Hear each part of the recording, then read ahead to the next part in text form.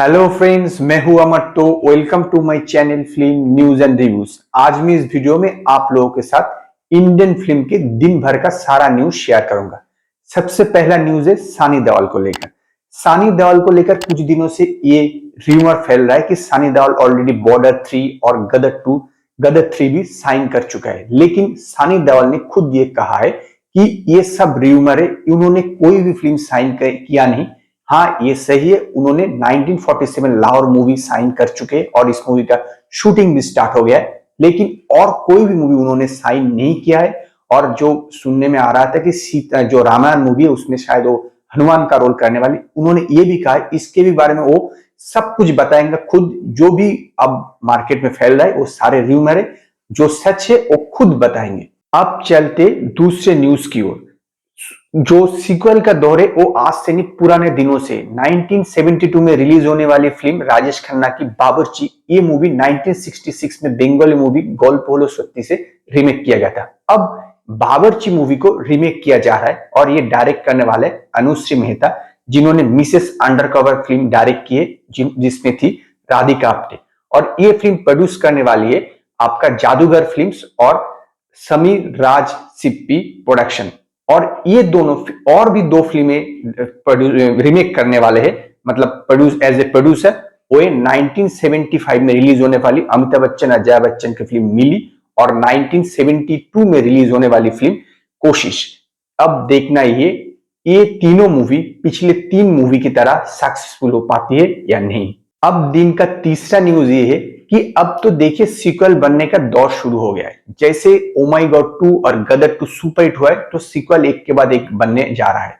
अब सुनने में आ रहा है कि हमराज फिल्म का सीक्वल बनाने वाले हैं आपका अब्बास मुस्तान। यस, अब्बास मुस्तान उन्होंने तय किया है कि हमराज के भी सीक्वल बनेंगे, लेकिन उसमें कौन से स्टार कास्ट होंगे इस बारे में अभी तक खुलासा नहीं हुआ। लेकिन इसके प्रोड्यूसर जो है रतन जैन वही रहेंगे और ये मूवी के बारे में वो लोग पिछले 2 साल से बातचीत कर रहे हैं। तो देखना ये कि इसकी जो सीक्वल ओरिजिनल फिल्म की तरह सुपर हिट हो पाती है या नहीं।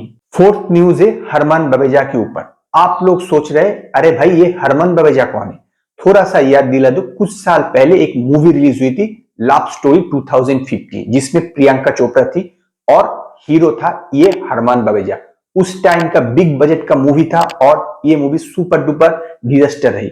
तो इस मूवी की जो एक्टर है, मतलब हीरो है हरमान बवेजा, अब वो प्रोड्यूसर बन चुके हैं और एक प्रोडक्शन हाउस खोला है जिसका नाम है लेड बवेजा स्टूडियो। और अब ये लेड बवेजा स्टूडियो फरहान अख्तर की एक्सेल एंटरटेनमेंट के साथ 3 प्रोजेक्ट कर रहे हैं और 2 प्रोजेक्ट ऑलरेडी रनिंग है और उन्होंने 3rd प्रोजेक्ट का भी अनाउंस किया है। अब ये वेब सीरीज है या फिल्म है इसके बारे में कुछ पता नहीं चला। होपफुली उनकी as a producer career successful हो जाएगा, नहीं तो उसको घर में बैठना पड़ेगा। 5th न्यूज है टॉलीवुड यानी तेलुगु फिल्म इंडस्ट्री से।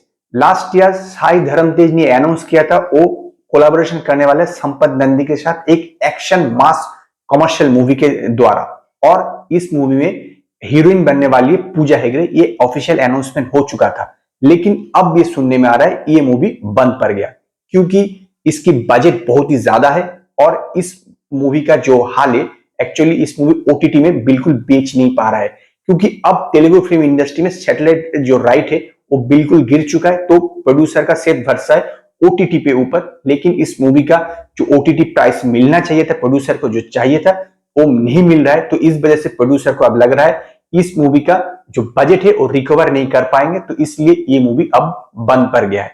तो देखना ही है कि साई धर्म तेज नेक्स्ट मूवी कौन सा करते हैं। अगला न्यूज है प्रभास की अपकमिंग फिल्म काल्की 2898 एडी को लेकर। प्रभास की ये जो फिल्म की प्रोड्यूसर है, ये लोग चाह रहा है कि इस फिल्म की ओवरसीज राइट के लिए उनको 100 करोड़ दिया जाए, लेकिन जो डिस्ट्रीब्यूटर है यानी ओवरसीज के जो डिस्ट्रीब्यूटर है वो लोग 70 से 75 करोड़ से ज्यादा देने के लिए बिल्कुल राजी नहीं है।